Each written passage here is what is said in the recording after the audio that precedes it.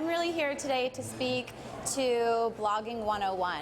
And I wanted to tell a little bit about my story and how I kind of got on this path, and then I'll kind of explore some topics that I wanted to kind of go over that I feel are really essential to kind of the core of launching your blog or your business on social media. And then I'd love to open it up to questions, and if I touch on a topic that you guys are like dying to, like, you want me to, like, you know, implore it a little bit more, please feel free to pop your hand up and ask.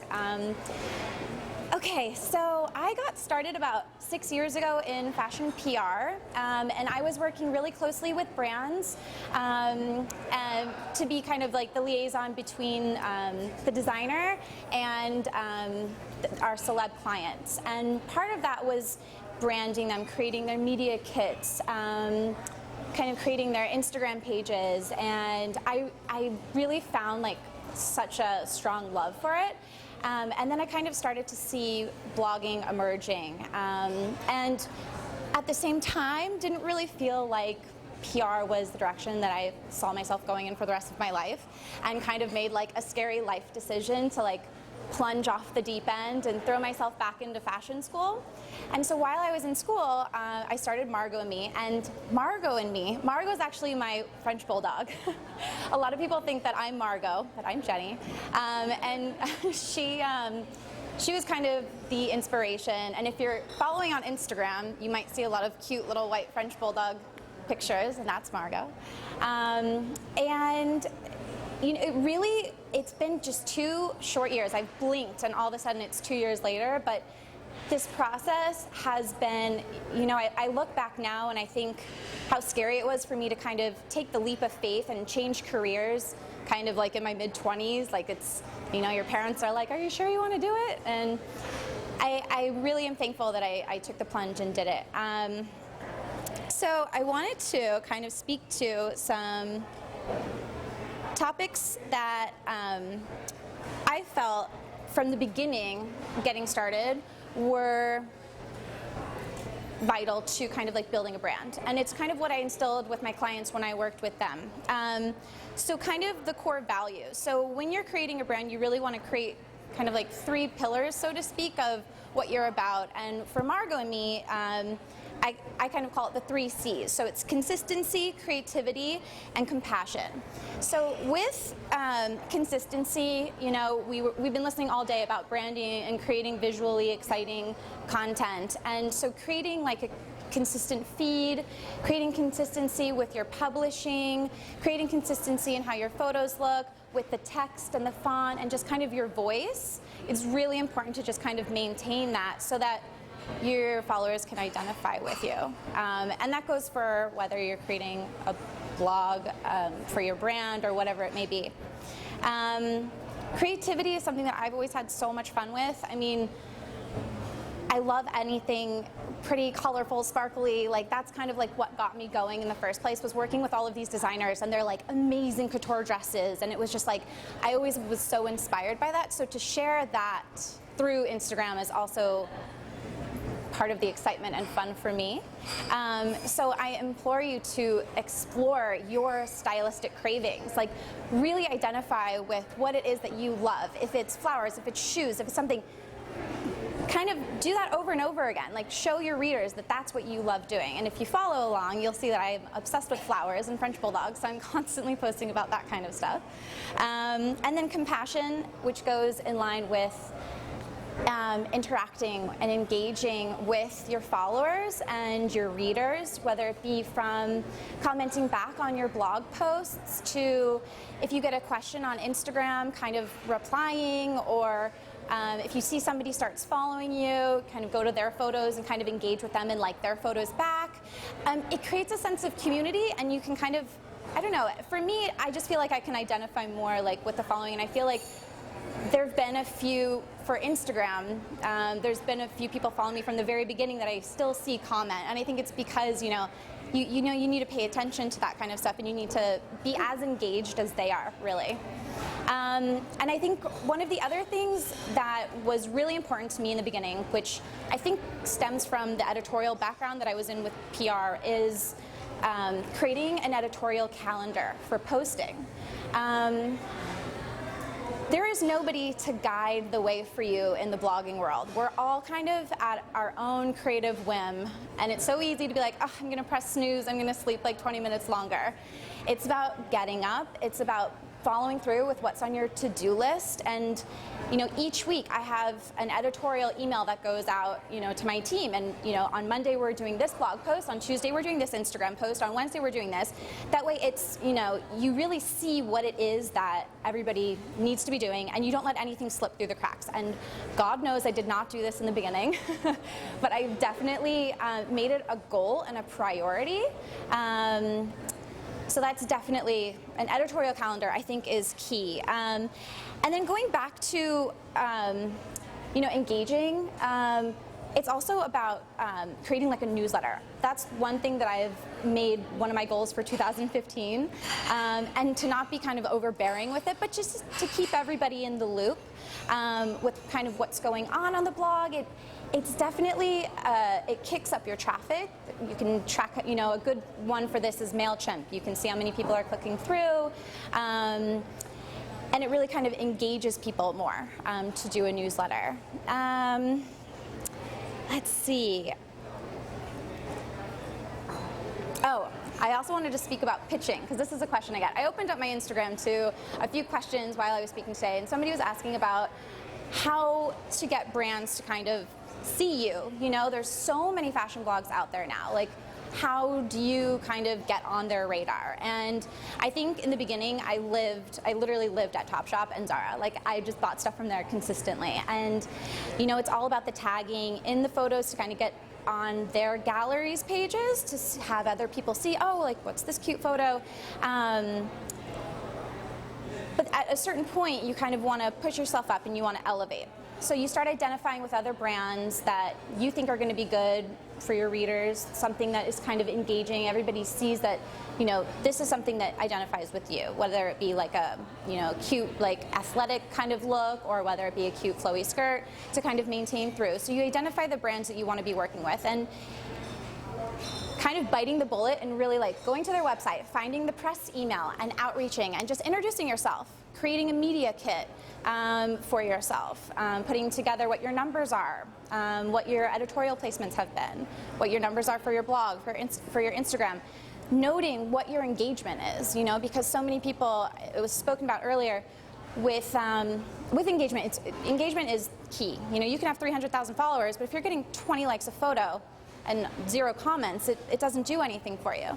So I think the more you outreach to brands and the more you kind of put yourself in the way of their visibility, they're eventually going to say, oh, well, oh yeah, it's this girl. I've seen her before, whether it be on another brand's page or an outlet, Who What Wear, Rachel Zoe, whatever it may be. So I think it's really scary, and that was definitely something for 2014. It was a huge goal of mine to kind of like take the plunge and really target specific brands and not be afraid of no. Like, people are going to tell you we're not interested, and it's all about just kind of like sticking to your guns, knowing what you're good at, and to continue on that path. So I'd love to open it up to a few questions. So you said that you still in fashion PR. Yeah. Your niche prior to turning into a blog. My background is in PR, mostly in entertainment PR as well as fashion PR. And I'm interested in blogging, mostly because I do a lot of travel. So I'm a travel blog, but fashion is my first love. So I want to incorporate everything, sort of like a lifestyle blog. Absolutely. How would you decide which content to put out there to your viewers, and as well as engagement? So that's a really good question. I think, so the question was, how do you kind of create which niche you're going to be in, fashion, travel? And when I first started, it was purely outfits. That's all I would Instagram or blog about, was just what I was wearing. And then as my life progressed, it turned into where I was going, where I was eating, and then I'm recently engaged, so then there's been all this wedding content. So now it's all about, it's fashion, it's beauty. I've kind of been branching to beauty. I don't think it's necessarily sticking yourself into a square, like of what you think you need to be doing. It's more about kind of exploring whatever you love, and people will identify with that, Being authentic. Yeah, exactly. Yeah. At what point did you go from social media and website to, okay, I'm making income from this, what social media to take? I'm getting that account. That's a really good question. It was honest, that part of it was very scary to me because first you're just totally putting yourself out there. You know, like you're like, I look like the biggest fool in this photo, but I'm just gonna go ahead, I'm gonna put it up online, like whatever. I love this outfit, I'm gonna go for it. Two, okay, now I'm outreaching to brands. Finally they start paying attention to you, and then it's like, well, when do you start bridging the gap and making this into a business? And being business minded in this industry is extremely important. You have to look at yourself as the brand, as hard as it may be sometimes, because you're so right there, like in the front, it's hard to kind of like step back and be like, okay, I need to go after this and I need to ask for this.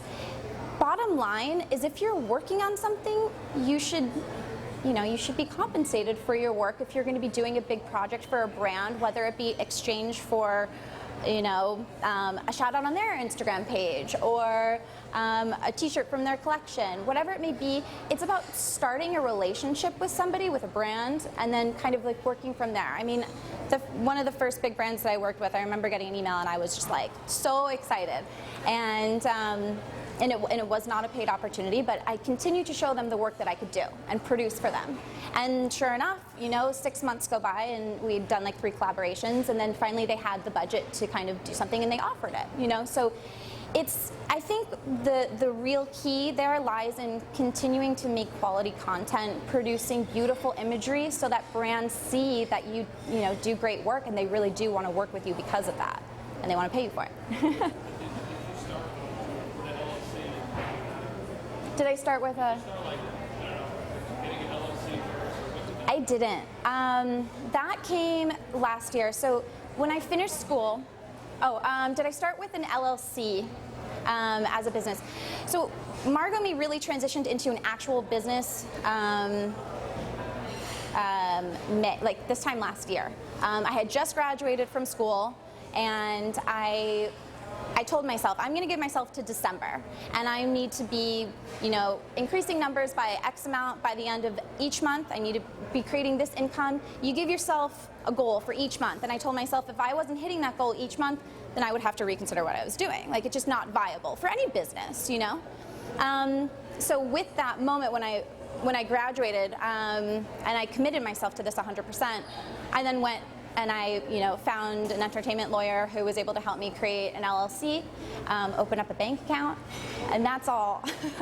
That's a lot of work. Yeah. Sorry? I'm trying to figure that out right now. Thank you. Yeah.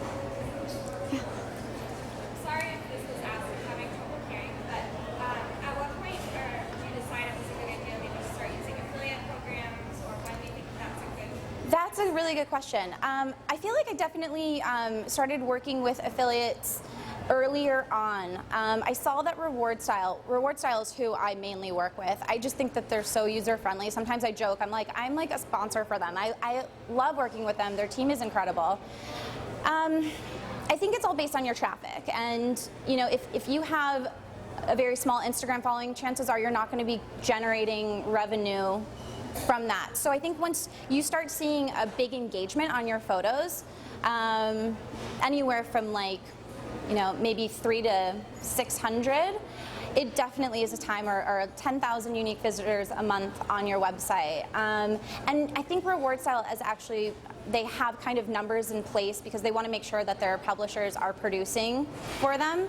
But they're a wonderful company to work with. Yeah. The company that you click on the image and then you go, or is that ShopStyle? ShopStyle does something very similar too. You recommend Reward Style? I just haven't worked with ShopStyle. I started working with Reward Style right when I got started, so I'm sure they're equally as good. And they do the same kind of thing with the click-through and the blog post, where you can do the gallery of the images. You can create boutique pages on your blog. You can do kind of like the like to know it on your Instagram. Well, it kind of goes back to what Callie was talking about with, I don't even know how it's tracked, to be honest with you. This is something that's kind of technologically out of my realm. Yeah, but what I do know is that when you sign up for like to know it, and you're you're logged into your Instagram page and say you like a photo with a caption of "like to know it" on it, you'll get an email to your inbox, and You get something. yeah.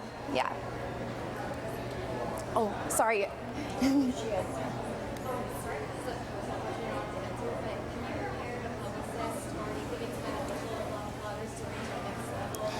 Yeah, that's a really good question. It's actually something that I'm going back and forth with right now. And I think because I don't think it's best for me, and I think it's a personal decision for everybody. And I think a lot of bloggers do have managers in place and agents in place.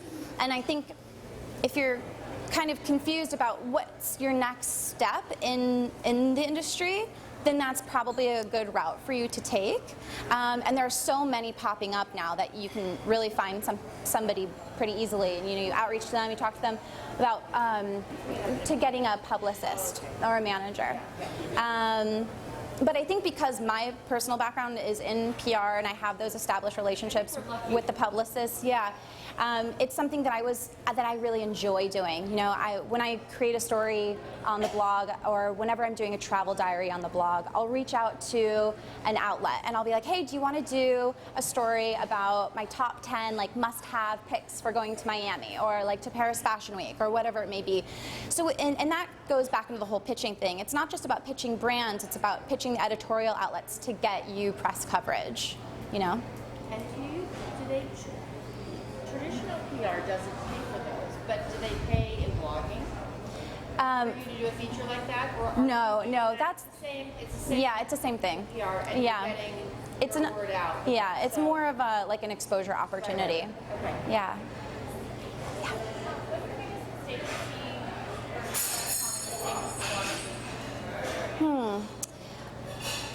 I think that goes back to consistency and maintaining. Really maintaining what your vision is for your brand. I think that when bloggers, we all have our favorite bloggers, and we all love something aesthetically about them. And when they go off and do something totally random in a blog post or in an Instagram post, it's really transparent, and you can see that it's not authentic. And I think that's definitely a big mistake. And I've personally just had an offer come my way, but it was so off-brand, and it was a really big struggle for me because I didn't want to pass up the opportunity, but at the same time, it's it just wouldn't have been authentic, and I wanted to maintain that. So I think maintaining authenticity or straying from that would be the biggest, mistake. Could you elaborate a little on the importance of product placement? Okay. On the blog or on Instagram? I mean, in both areas. Okay. With you being a walking and talking brand and you have relationships with other brands, when you're incorporating them in your own story and you have a brand with you, how do you just make sure that it's still in your brand, but you embody the importance of the other? I like to speak to trends a lot when I'm talking about a brand. So, I really kind of keep the stories relevant. So if it's a brand that I'm working with that they want to talk about their new flare jeans that they've come out with, I'll talk about in the blog post, how that personally connects with me and why I want to work with the brand because of that. I just did something with 7 jeans, and they have their whole flare leg collection with the whole 70s trend on the rise for fall, and Bridget Bardot, Twiggy have always been huge fashion idols of mine. So it's such a natural style for me to gravitate to. So I thought that would be easy for readers to identify with also. So just making it personal. Exactly. And are they hiring you to do that, and then they're hiring you and paying you to do it, and then you're writing it in your own voice? Yes. And in your own opinion? Yes, and providing the images and you're providing the images, and is it typical with traditional PR, you are not giving them the final editorial to review before you post it? some do. Some request it. Yeah, and a lot of the time for Instagram, for captions, brands want final approval just to make sure. I don't blame them because they have so much content going out. They want to make sure that their brand is being properly represented. And I think a lot of the time, if you're being paid for a project, you should, they're a collaborative partner. You want to make sure that they approve of the work, and it's always something that I pride myself in. I get so excited to send over the photos to the brand to get their feedback, and if they're like, I don't really love that photo, I'm like, okay, great, I'm so glad you told me, because I want to be a good representation of them Yeah. while also maintaining. You're doing all this on your own, or you're hiring a manager? No, I do it all on my own. Oh my gosh. How long have you been doing it? Well, like I said, I started last year was when 100% last May was when I went full force. And I'm up. I was never an early bird in my entire life. I've always been the one to sleep in. I would get into trouble because I was late to work all the time. And now I can't sleep. Yeah, it's like you know that you found something that you love doing when you wake up in the morning and you just want to run to do it. And that's what I've found so lucky, you know, like I feel so blessed to have found something that I love to do so much. So can you tell us what's a typical week or a typical day? I know it changes all the time, but Yeah. give us an example of how many hours you spend typically? So in the morning, I'll probably spend 3 hours on like imperative emails that I need to get back to. Then shooting. So for whatever it may be, whether it be a flat lay for a makeup product that we're doing, or going out and finding on location to shooting with my photographer, to coming home, to doing selects, editing, doing all the affiliate links, writing the article, pulling from showrooms because, you know, as much as I'd like to say my wardrobe is all mine, it's not. I work with a lot of showrooms in the Los Angeles area to, you know, with their clients, and so a lot of it's pulling and returning. Then that's day after day after day, like on repeat. There's an interesting article right now on Huffington Post. It's Oh, yeah. I blog, therefore I buy. We're always online. Yeah, no, it's true. It's true. Okay. Okay. Yeah. Where do you see blogging in like 5 years? I wonder the same thing. I know. I wonder what the longevity of it is. And same with Instagram. We all saw MySpace blow up. Everybody had a MySpace. Then it was Facebook. Then it was Instagram. And it's like nothing lasts forever. So it's about the foresight. And, you know, I have my own plans. And I think it's important not to only have, I mean, it's the age-old saying, don't have all your eggs in one basket. You have to kind of have a few hands in some other things, whether it be, you know, design collaboration with another designer, or kind of like working with brands on social media, because that's something that I do naturally. So working with brands, that would be a natural transition for myself. But yeah, I wish I had a better answer for that. I don't know though. We'll see. That's the fun of it. Yeah, exactly. I need to go back there.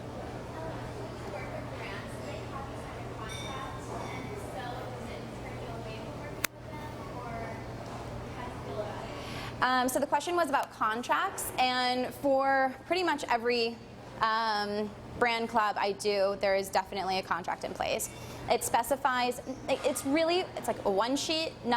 Your biggest red flag is going to be when it's like a 10-page contract. Yes. And you know, it really should only outline a few things. It should outline what your obligations are, what the brand's obligations are, what the deadline is, what you're going to be compensated for it, and that's it.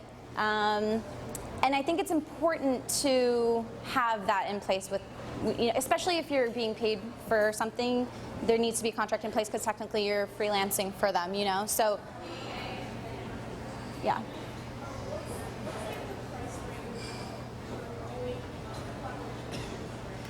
I think that's unique to every individual blogger, to be honest. And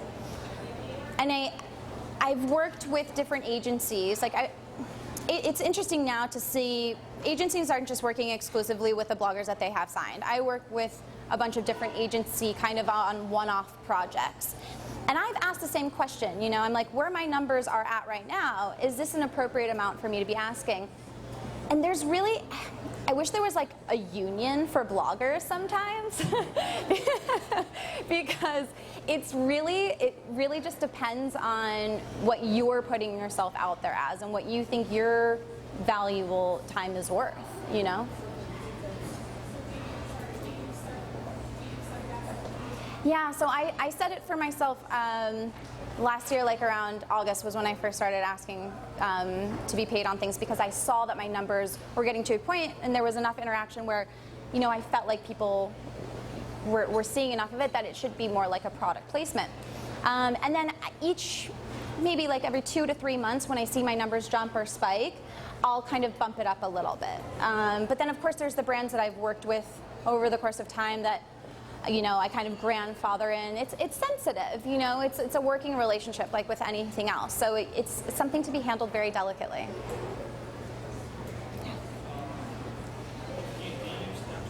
Do I use what? Snapchat. Snapchat. Who likes Snapchat? I don't even know what it is. I just recently had a collaboration with Who What Wear for Paris Fashion Week where I was Snapchatting for them, and I did not know what Snapchat was when they approached me about it. I mean, I'd heard of it, my brother's into it, my younger brother's into it, and so I had a friend of mine like give me the whole rundown one day. I was like, you have to come over and you have to teach me how to Snapchat. Like, I don't get it. You know, it's definitely an outlet, but I don't get it because with blogs and with your Instagram or your Twitter, it's based on numbers. You can't see people's numbers on Snapchat, so I just don't get the monetary value behind it, I guess. But on your own. You can't see it on other people's pages though, right? It just doesn't feel like, I love curating really pretty imagery and creating a gallery, and it doesn't feel as, it's very BTS, like it's very behind the scenes what's going on, and so I think that's what people are drawn to. So did you have to build up against a certain like an audience or numbers before you work with showrooms? I think that honestly came from my relationships from working in PR. But that's not to say that you know, I think that a lot of PR firms now, in addition to their editorial and celeb teams, they have blogger teams in place. And so finding out who the proper person is to reach out to, whether it's researching which PR firm to reach out to, then calling them and be like, hey, I want to send over my media kit. I'd love to be considered for, you know, some of your clients' projects. I think it's all about just, again, putting yourself out there and making yourself visible to the brands, to the firms, to the editorial outlets, you know, banging down people's doors, not letting no discourage you and just kind of going after it. Sorry? Sorry, can I hear you? Oh, a media kit. Okay, so a media kit should consist of a few things. It shouldn't be more, I think, than like 5 pages. My personal favorite is to create it in PowerPoint and then turn it into a PDF. And you want to put everything from your numbers on your, all across your social media channels. Google Analytics does a really fun thing where it, you know, tells you where your audience is at, so where they're based on it, whether it's US, Europe. I think that's important for brands to see, so they can see kind of like what their audience is, what their closed audience is going to be. Then, as you kind of garner the editorial placements, putting that in there to show the brands that, you know, you can get the press, and then definitely some pretty photos that you have from the blog, just to kind of give it that aesthetic that your blog does. What else? I wouldn't put in, this is important, don't put in your rates in your media kit. Have a separate rate card for your media kit, because your media kit is kind of like the bait. And you throw the bait, and if they see it with your numbers first and they're like, no. If they see it and they're like, oh, I really love this, and then they want to come back to you and they ask you then, okay, so what is your rate? So then you kind of send them your rate card separately, and that should just be a one sheet. But it's important to have those two things living separately, I think. Yeah, okay. Okay, we have time for one more. Sorry. Yeah. So you stress the importance of, you know, what your schedule is like and how you're nonstop working on your blog. But you also stress the importance of your hand and different things. So would you say that blogging is definitely a full-time thing, and if you're not full-time with it, you won't be successful, or is it something that you can kind of, you know, Yeah. come back to you? Well, I think that creating anything for yourself is gonna kind of stem from each other. So whether or not it would be me blogging or me working with a brand on a collaboration for a capsule collection, or just kind of thinking of something that's kind of like bigger. Like, always think bigger and go after something that's, you know, that seems unobtainable, because it really all feeds back to one thing. So it doesn't necessarily differentiate, you know? If you were doing like interior design and then fashion blogging, I think that would be on different spectrums, but I think for the most part, you can kind of seamlessly translate from different things while not just doing blogging. So kind of just keeping it in the same thing. Yeah. So like when I left PR, I was like, I'm not going to go into something completely different. I still love working in fashion. I love working with brands, but like, what way can I do that that still feels, you know, like that? Yeah.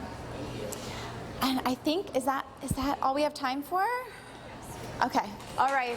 Thank you guys so much. It was so fun talking to you. Hey guys, thanks for watching and so glad that you're here. You could just take a moment and subscribe to our channel. You can do it by clicking here, over here, over here, or wherever that subscribe button is. Just click it. You'll get everything directly sent to you, first to know of all things Simply Stylist. Thank you so much, and if you don't, this dog is coming after you.